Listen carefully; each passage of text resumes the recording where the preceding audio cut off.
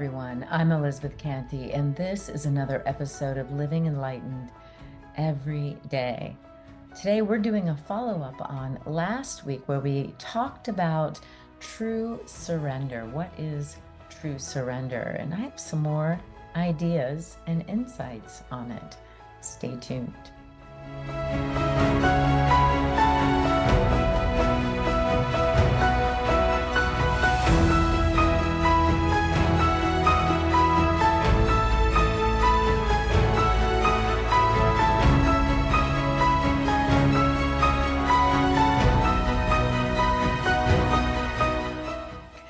I'm Elizabeth Cantey, and I am all about helping people to love their life and live their passion because that's what I want.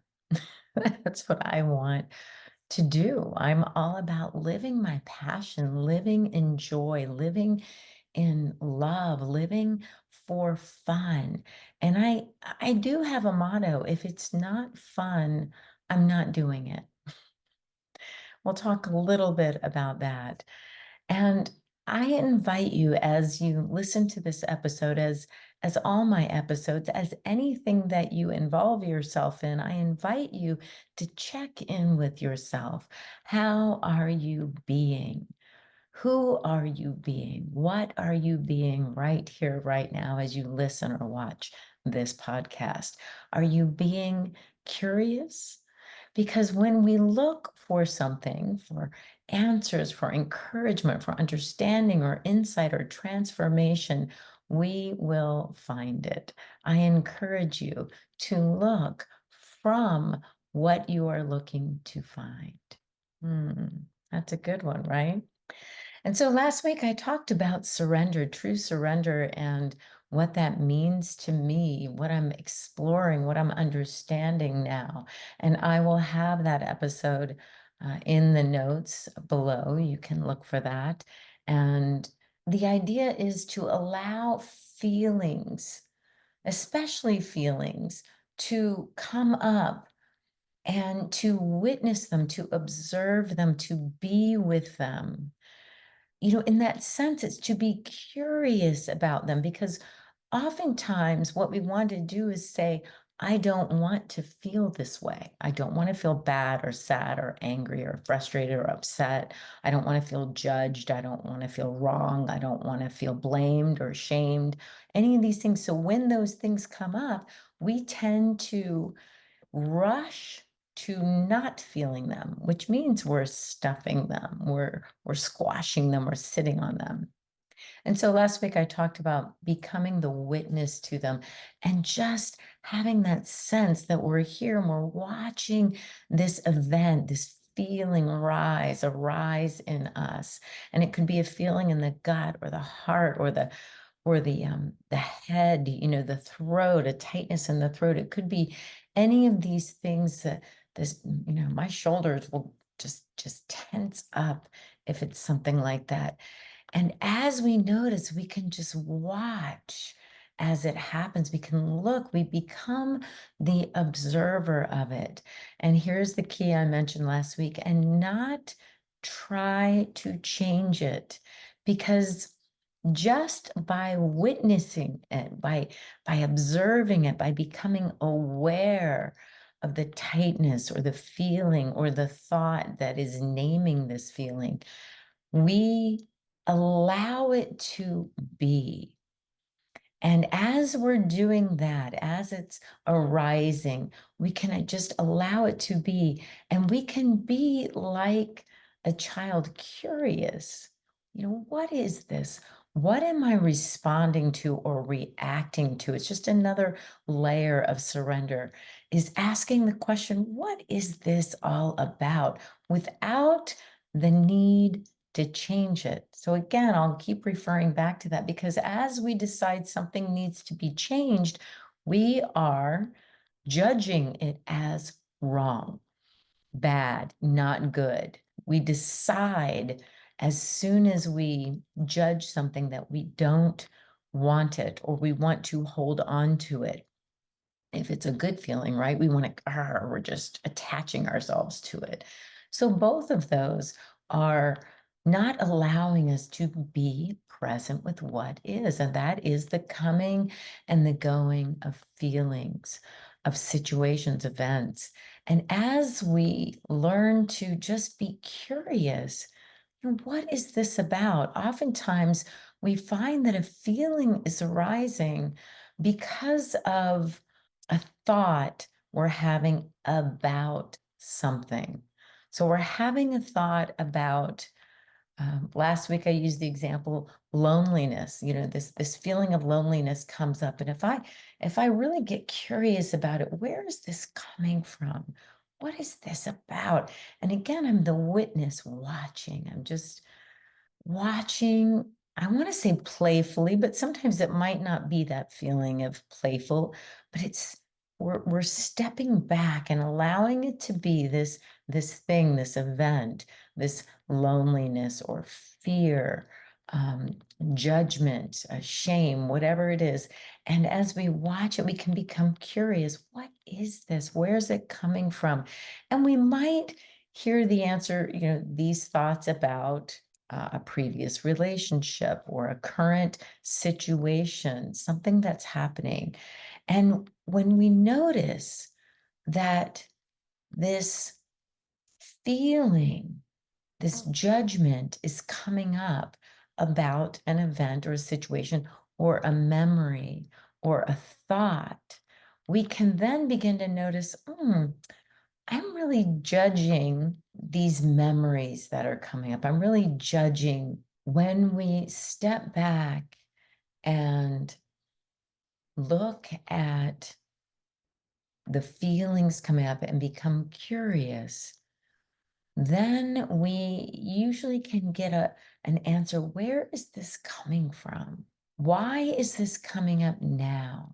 What is this feeling referring to? And as we explore like curious children, like we're exploring a butterfly, something delicate, something wonderful, we just are able to look at it and in wonder and awe, what are you doing here? Why are you here? What do you want to show me? And often, if we are again in the observer state, if we're truly just watching, we will get the answer. Oh, this is about your recent breakup relationship. This is about traveling, your fear of traveling or a fear of the unknown. This is about the bills that are piling up or you can't pay. If there's, this feeling in your gut that is just so uncomfortable and you're running to alleviate this uncomfortableness. But when we stop and just explore, and it's the bills and it's this situation or that situation with a partner or a child, a parent, a family member, an employer, an employee, and it makes us uncomfortable. And we've decided to explore it. Now we realize that we have created these ideas or these habits that we don't like certain kinds of feelings, and we've often run to alleviate the feeling before we've explored it. Well, now when we start to explore it, yes, it may be very uncomfortable. Trust me, I know it's not fun.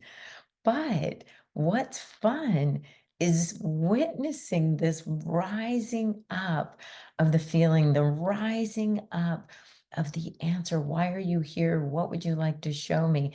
The rising up of the being uncomfortable, allowing it all to be. And just like a thunderstorm in Florida, it's here, it makes its mark, it shows its face, it's glorious and it's thunder and lightning and rain and water and sound and energy, and then it's gone. It dissipates back into the nothingness from which it came. So that is the beauty of surrender.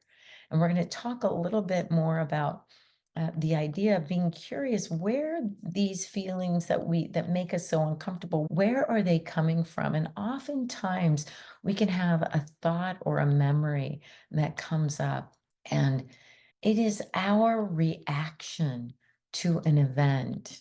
But oftentimes we feel that we want things to be a certain way so that we can feel good. We want things to be the way we like things. We want things at work to be a certain way so that we can feel good about ourselves, about the job, about the situation, about our desk, our area, whatever it is. We want things to be a certain way. We often have things in our relationships, in our parenting, in our household. We want things to be a certain way so that we feel good, so that we are comfortable. We want things in life, in politics, in the economy, and the interest rates, in the real estate market, in the stock market. We want things to be a certain way that serves us so that we can feel good. And yet, surprise, surprise, things, life, situations, events, circumstances don't really care about what we need to feel good. It is living itself. It's showing up after millennia of unfolding, you know? The weather patterns are going to do what they do, and us being upset about them or enjoying them aren't going to change it. That's the simple one. We talk about the weather, the people at the market that we go to. It would be nice if they're always in a great mood, serving us with a smile, but that's just not going to happen. They have their life, their situations, their events that they're going through. Same with anywhere we go, same with any situation that we involve ourselves in. It's all out there. Everybody's living their life. Life is living itself, and we get to experience it exactly the way it shows up. It's not going to show up to please us all the time. It's not going to take into consideration what pleases us, right? It's living itself. And when we really truly understand this, we realize that we cannot change anything out there.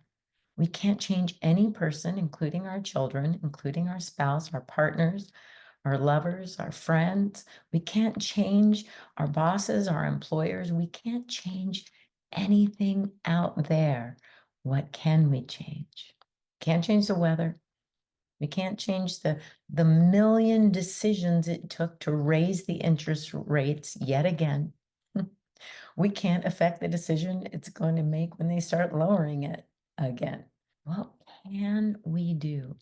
We can affect who we are being, how we are showing up, how we are allowing life, feelings, thoughts, situations, words, memories to come up within us. And we are choosing how we react or relate or respond to them. And that's this idea of surrender. As we surrender to every little thing, to someone being rude to us on the street, or as we're parking our car, or they took our parking spot, or someone in the market who's just way too snippy to be working around all these people, or we're reading the news about the stock market or the real estate market going up yet again, and we're trying to buy a home, and it's like we feel this tension, this stress, and it's like, why? It's living itself, and we can realize, I want it to be different. That's really what it is. We want what is to be different. And so as we surrender the idea that we need it to be different so that we can feel good, we aren't tense, we aren't upset, we aren't frustrated, we aren't angry. We surrender the idea that we need life to be different. Wow, that's a thought, isn't it? It's like, becoming the witness, I just observe life as it's showing up, and I allow any tenseness, any anxiety, any stress, any thoughts that are relating to anxiety, stress. It's like I can just watch that come up, arise within me, and I can let it go without needing to change anything.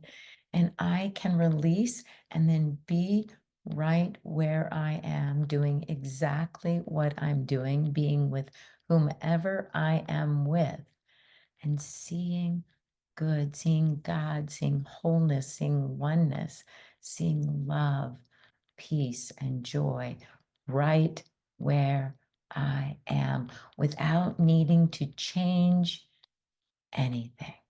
The key is realizing that we want things to be different.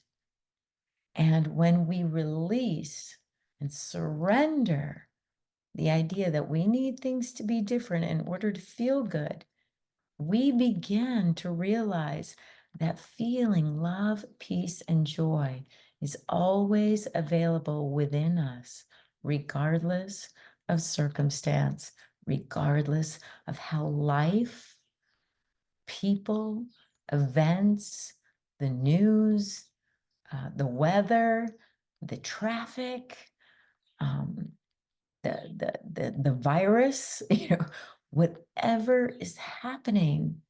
If we realize that we don't need it, whatever it is, to change in order to feel good, guess what? We get to feel good right now, right now, in surrender. It doesn't mean that we won't feel anxiety as we read that my money market account just got 10% lower because of this, that, and the other thing. It doesn't mean I won't go, the breath hold, the stomach clench, the shoulders rising. But what it means is, as the observer, I can go, oh, look at that. There's tightness, there's these sensations. My shoulders are rising up to my ears. This is a familiar feeling. I think I'll just breathe into it, watch it, feel the feelings that come up with it.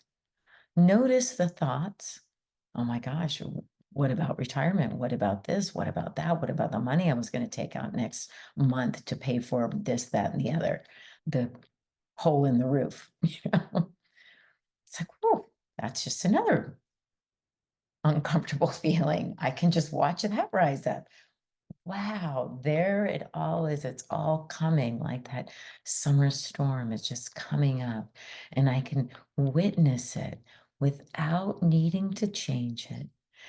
Be with it, be present with it, and allow it to pass through me, to rise and fall, to come in like the waves of the ocean and recede. And as I allow it to do this, as it recedes, these feelings of being uncomfortable, of being unhappy, of being fearful, I realize I have peace right here, right now. It's available to me. I call upon it, this peace that I am. And wow, there it is. It's right here. So in surrender, we're acknowledging that things happen, feelings arise, thoughts can come up. And it's the noticing that I am wishing it was different.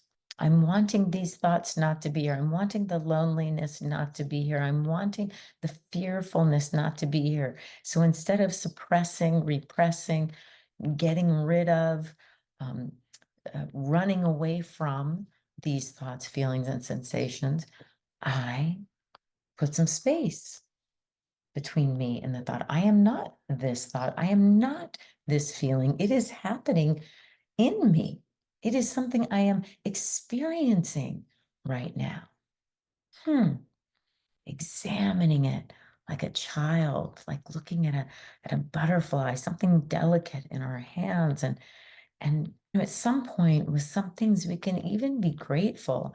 Thank you for showing me that every time I watch local news, or every time I participate with this group of people, or every time I find myself in this situation, whatever that might be, I am being uncomfortable.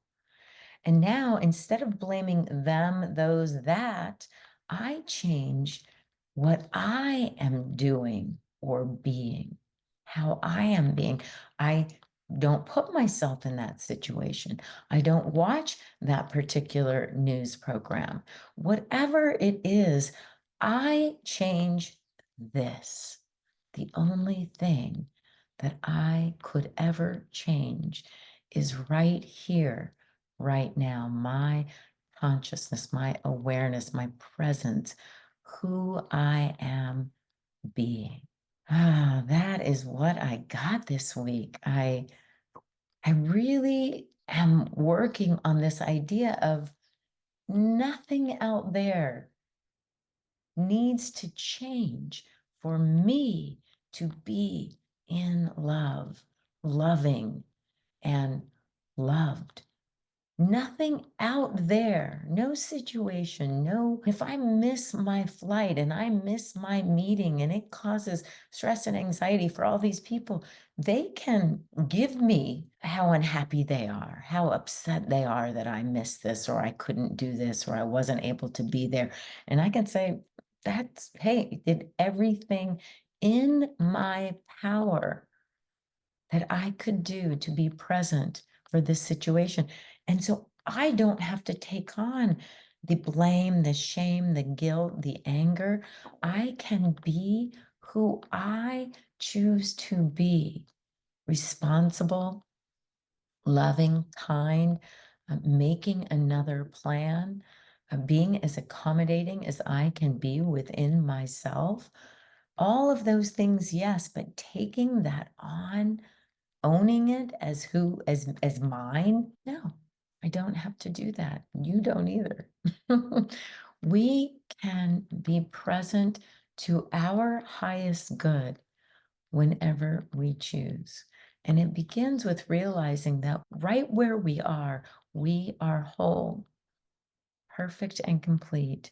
So anything we think is coming in from out there to disturb that, we watch it, witness it, allow it, observe it, be curious about it, and release it, knowing that there will be something else. There will be a traffic jam. There will be a tough conversation with a family member.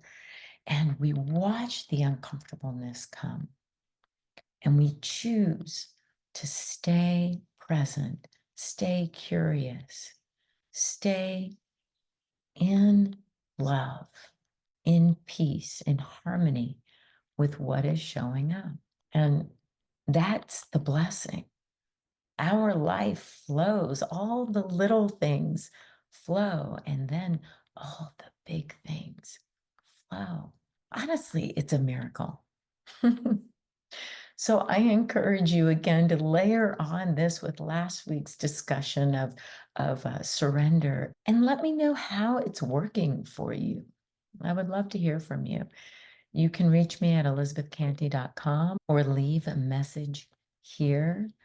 And I am just so grateful for you. I appreciate you so much. I hope this week you surrender and realize the joy, the love, and the peace that is always there underneath.